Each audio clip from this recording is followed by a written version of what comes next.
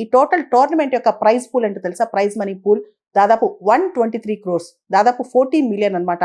ఇది highest tournament ఖర్చు అంట. మనం చూస్తే కనుక లాస్ట్ టైం న్యూజిలాండ్ లో 2022లో ఈ ఉమెన్ వరల్డ్ కప్ అయింది. అప్పుడు టోర్నమెంట్ ఖర్చు ఓన్లీ 31 crores, ఇప్పుడు 123 crores అనమాట. ఇది హైయెస్ట్ ప్రైజ్ మనీ కూడా చెప్పొచ్చు. ఆ తర్వాత మనం చూస్తే కనుక 2023లో మెన్స్ క్రికెట్ వరల్డ్ కప్ లో టోటల్ ప్రైజ్ మనీ అనేది కేవలం 89 crores. కానీ ఇప్పుడు ఉమెన్ వరల్డ్ కప్ లో టోటల్ ప్రైజ్ మనీ అనేది 123 crores.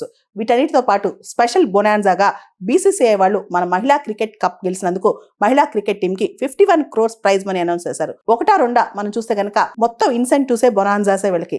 ఇప్పటి నుంచి కూడా మహిళా క్రికెట్ కి భారతదేశంలో విపరీతమైన ఆదరణ పెరుగుతుంది. పెరగటమే కాదు, చాలా మంది అమ్మాయిలు క్రికెట్ ఆడటానికి బయటకు వస్తారు. క్రికెట్ ని ఒక ప్రొఫెషన్ లా తీసుకునే అమ్మాయిలు కూడా బయటకు వస్తారు. ఇది ఒక మహాద్భుతమైన అని చెప్పొచ్చు. ఇంతకు ముందు వరకు మహిళా క్రికెట్ కి వీక్షకులు తక్కువ ఉండేవాళ్ళు, ఆదరణ తక్కువ ఉండేది, స్పాన్సర్స్ తక్కువ ఉండేవాళ్ళు. ఇప్పుడు అడ్వర్టైజర్స్ పెరుగుతారు, స్పాన్సర్స్ పెరుగుతారు, వీక్షకులు పెరుగుతారు. ఇది భారతదేశం యొక్క సగం జనాభా, దాదాపు 50% జనాభా యొక్క కోరిక అనమాట. మహిళలందరూ ఈరోజు సెలబ్రేట్ చేసుకుంటున్నారు. అంతేకాదు మహిళలు ఏ స్పోర్ట్స్ లో కూడా తక్కువ కాదని చెప్పి ఈరోజు డిక్లేర్ చేశారు కూడా. ఒలింపిక్స్ లాంటి క్రీడల్లో మనం వెనకబడినప్పుడు ఎప్పుడు మనస్తాపానికి గురవుతూ ఉంటాం.